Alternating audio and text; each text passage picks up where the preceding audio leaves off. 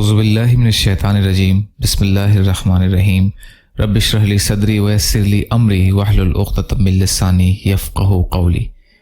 پہلی شعبان المعظم، اسلامی تاریخ۔ حضرت خالد بن ولید رضی اللہ تعالی عنہ۔ حضرت خالد بن ولید رضی اللہ عنہ کی بہادری اور شجاعت سے کون ناواقف ہوگا۔ اسلام کی خوبیاں سے متاثر ہو کر صلح حدیبیہ کے بعد ایمان قبول کر لیا۔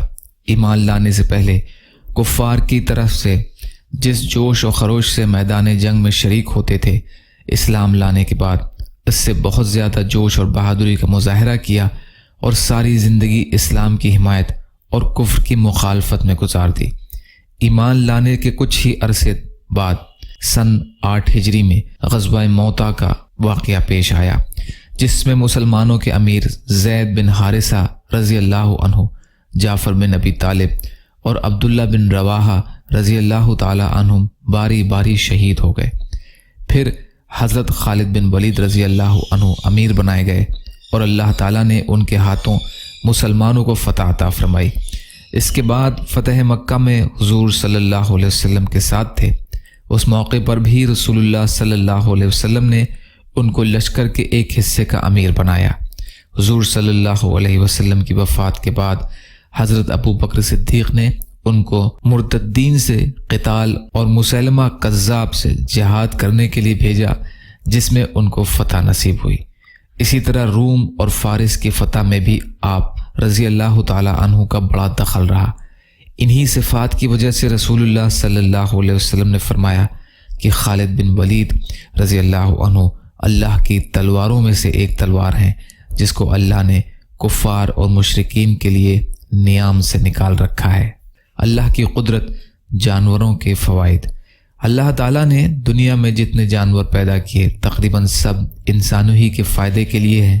کوئی سواری کے کام آتا ہے تو کوئی بوجھ ڈھونے کے کام آتا ہے، کسی کا گوشت کھاتے ہیں تو کسی کا دودھ پیتے ہیں، مزید یہ کہ دودھ سے ملائی، مکھن اور گھی نکالتے ہیں اور طرح طرح کی مٹھائیاں بناتے ہیں۔ اسی طرح کسی کے اون سے کمبل، قالین تو چمڑے کے موزے، جوتے اور بیش قیمتی چیزیں بنائی جاتی ہیں۔ یقیناً اللہ تعالیٰ نے ہر ایک چیز کو انسان کے فائدے کے لیے ہی بنایا ہے۔ ایک فرض کے بارے میں صرف اللہ کی عبادت کرو۔ قرآن میں اللہ تعالیٰ فرماتا ہے، تمہارا معبود حقیقی تو ایک ہی معبود ہے، اس کے سوا کوئی عبادت کے لائق نہیں، وہ بے انتہا مہربان، نہایت ہی رحم کرنے والا ہے۔ سورہ بقرہ کی آیت کا ترجمہ۔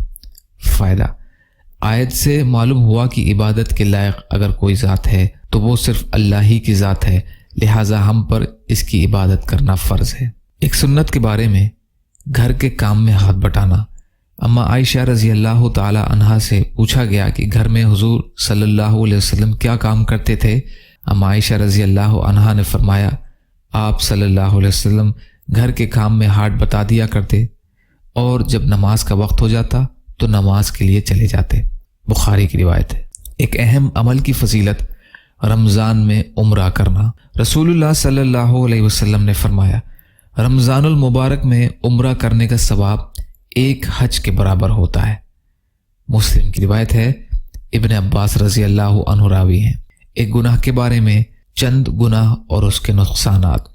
رسول اللہ صلی اللہ علیہ وسلم نے فرمایا، 4 گناہ ایسے ہیں جن کے کرتے وقت آدمی کا ایمان نکل جاتا ہے: زانی کا زنا کرتے وقت، شرابی کا شراب پیتے وقت، چور کا چوری کرتے وقت، قاتل کا ناحق قتل کرتے وقت۔ بخاری کی روایت ہے۔ ابن عباس رضی اللہ عنہ راوی ہیں۔ دنیا کے بارے میں، دنیا کو اہم سمجھنے کا نقصان۔ رسول اللہ صلی اللہ علیہ وسلم نے فرمایا، لا الہ الا اللہ بندوں کو اللہ تعالیٰ کی ناراضگی سے اس وقت تک محفوظ رکھتا ہے جب تک کہ وہ دنیا کے مقابلے میں دین کو زیادہ اہم سمجھیں، اور جب وہ دنیا کو اہم سمجھنے لگیں تو لا الہ الا اللہ بھی ان پر لوٹا دیا جائے گا اور یہ کہا جائے گا کہ تم جھوٹ بولتے ہو۔ کنز العمال کی روایت ہے۔ انس رضی اللہ عنہ راوی ہیں۔ طب نبوی سے علاج، شہد اور قرآن سے شفا۔ رسول اللہ صلی اللہ علیہ وسلم نے فرمایا، تم اپنے لیے شفا کی 2 چیزیں یعنی شہد اور قرآن کو لازم پکڑو۔ ابن ماجہ کی روایت ہے، عبداللہ بن مسعود رضی اللہ تعالیٰ عنہ راوی ہیں۔ قرآن کی نصیحت۔ قرآن میں اللہ تعالیٰ فرماتا ہے، تم میری نعمتوں پر مجھے یاد کرو، میں بھی تمہیں یاد کروں گا، اور میرے احسانات کا شکر ادا کرو اور نافرمانی مت کیا کرو۔ سورہ بقرہ کی آیت کا ترجمہ۔ یا اللہ ہم سب کو کہنے سننے سے زیادہ عمل کی توفیق عطا فرما۔